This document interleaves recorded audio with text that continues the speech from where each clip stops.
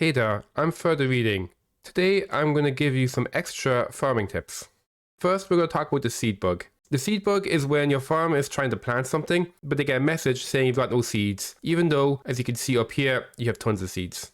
The reason this happens is to do with how the hauling and stockpile system works. Basically, you'll see here in this stockpile here, I've got a barrel. If a dwarf wants to haul a seed back to this stockpile, they will want to put it in the barrel. So they are going to declare, I own this barrel. This barrel is reserved. This is my barrel. No one can touch this barrel. So then if a farmer goes to plant and they see that the barrel is reserved, they'll go, oh, there are no seeds. Even though there's plenty of seeds in the barrel, they'll say, oh, there are no seeds. I can't plant. And they're just going to give up. So what you do instead is you'll see I've got two stockpiles here. This one, seeds in, is going to take in the seeds, but it is going to take it from everywhere. And you'll see here that max barrels are set to 0, which means it is not going to take barrels of seeds. There's only going to be seeds on their own, or seeds in bags are going to be left here. For the second stockpile, I have turned off take from anywhere, but I've set it to take specifically from seeds in. I've also set it to have max barrels, and here in custom, as you can see, it's taking seeds. So what's going to happen now is when a hauler wants to bring seeds to this area, haulers will take it over here, and then once it's over here, the hauler will realize, actually, I want to put it over there. So they're going to move it from here over to here. That means that the only time the barrel is going to be reserved is the time it takes to walk from here up to here. A much more efficient way to do this would have been to put my feeder probably up here, so it will be right next to the top left, because your dwarves will fill from the top left out like so. That would mean that instead of having to go all the way from here to here, they have to go over from here to here. Maybe even just like right on top as a single row. You don't need that much space for the feeder because things will be moved in pretty fast. In terms of good skills related to farming, planter is used when a dwarf is planting or harvesting plants from a farm plot. A high skill in planter means that they're going to do the task faster, and also when they harvest, they're going to harvest multiple plants per tile. Under the labor menu, if you go to standing orders and you go to other, you'll see there's an option to make only farmers harvest. What this means is anyone who has the farming fields detail will harvest plants while everyone is going to plant them. The planter's default detail will include farming fields. This is good because it means that you can have all of your free dwarves help plant it, and then only your best dwarf is going to harvest it. Thresher is used during the process plants task in the farmer's workshop. This is quite important if, say, you're trying to make cloth, because they are going to end up doing that faster, and also they're going to extract extra seeds per plant stack that they process. Which means with both a high skilled planter and a high skilled thresher, you can end up with far more seeds coming out every harvest than you put in. This allows you to quickly get your cloth production, for example, up and running pretty fast. Apologies if you guys can hear the drills, there's some woodworking on right now. In terms of setting up your farming industry, I've actually made these a bit too big. These are currently 6x3. I prefer doing 5x2s usually. I'll tend to have at the start 4 plots. One plot is an underground one for plump helmets. A second plot is an underground one that does a mix of plump helmets and pigtails depending on the season. Then in my overground plots, I'll have one that will do some sort of cloth plant, usually rope weeds because they're pretty common. And then I'll have a generic overground food one where I can make whatever berries or vegetables that I have seeds for. Next, let's talk about birds. Birds aren't grazing animals, so they don't actually need to be kept where there's grass. You can keep them anywhere. And in addition, for a bird to lay eggs, you must have some empty nest boxes that female birds can approach. Once you've done that, they will lay eggs every now and again.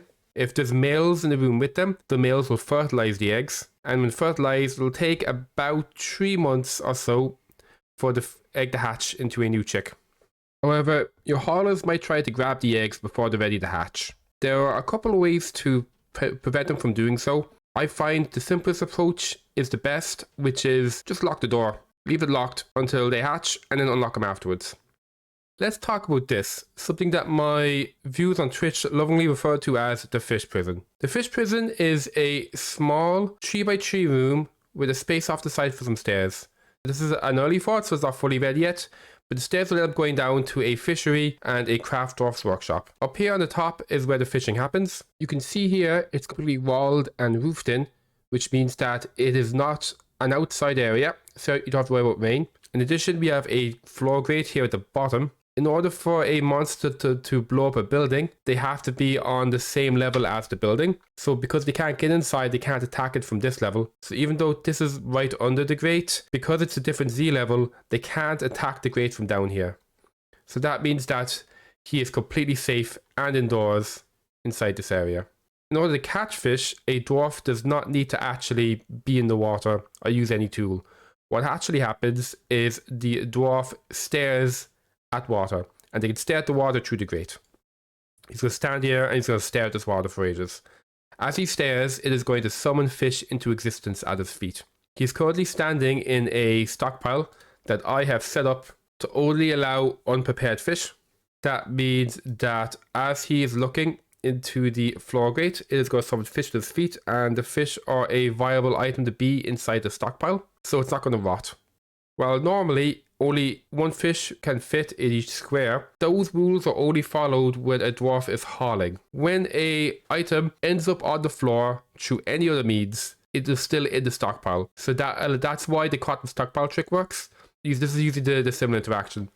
Because the fish are appearing at his feet, they're appearing inside the stockpile, they don't need to be moved. So as a result, we can have infinite fish sitting here on this one square.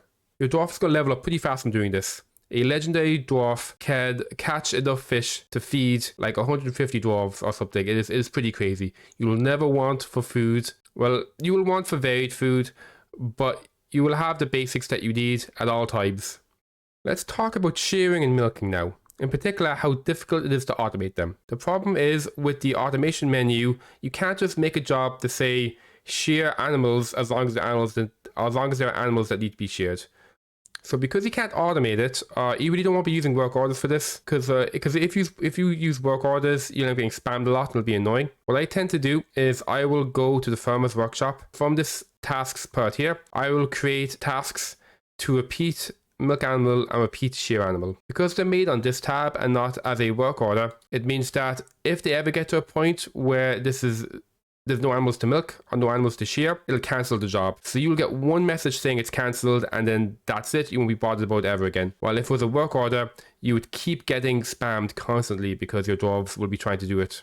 The problem is you have to manually do this, and you have to remember to manually do it. An animal can be milked every 17 days, and they can be sheared every 300 days. So typically what I would do is once a month, I will do a milk animal job, and once a year, I'll do a shear animal job. So as I'm doing stuff, I'm just going to keep an eye up here on the date. And when I see the name change, I will order the milking. And when I see the number change, I will order the shearing. And that's kind of it.